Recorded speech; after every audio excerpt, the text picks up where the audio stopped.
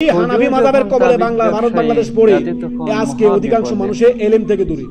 হুজুরে আপনাকে বলে দিয়েছি, হুজুরের কথা, অসুবিধা নাই, তোমার যত সমস্যা আছে আমার কাছে আসবা, তাবিজ দিয়ে দিব, অসুবিধা নেই। তাবিজ একটা দিয়ে দিব তোমার।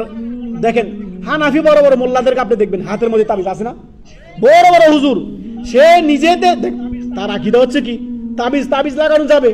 নবী সাল্লাল্লাহু আলাইহি ওয়াসাল্লাম বলছেন মান তাআল্লাকা তামিমাতান ফাকাদ আশরাকা, তাবিজ লাগালে শিরক হয়। সে তো হাদিসে পড়েনি, আর পড়লে সে মানে না। সে বলতে কোরআনের তাবিজ দেওয়া যাবে, তো হাদিসের তাবিজ দেওয়া যাবে, দোয়া করে পানি, সে বিভিন্ন অপব্যাখ্যা দিচ্ছে।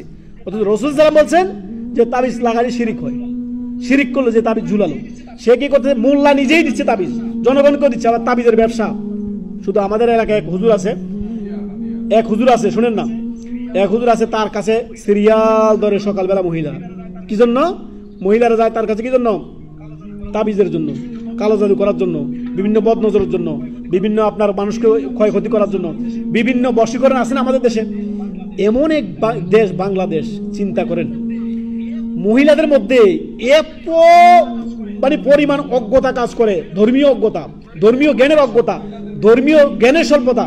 এই আবেগী মহিলাদেরকে নিয়ে এই হুজুররা খেলা করতেছে। তুমি আমার কাছে আসবা, যা কাকে কি করা লাগবে আমার কাছে আসবা, কালো যদি করে দিব, অমুককে মেরে দিব, অমুককে এই করে দিব, অমুককে বান মেরে দিব, অমুকের নামে তুমি আমি এই করে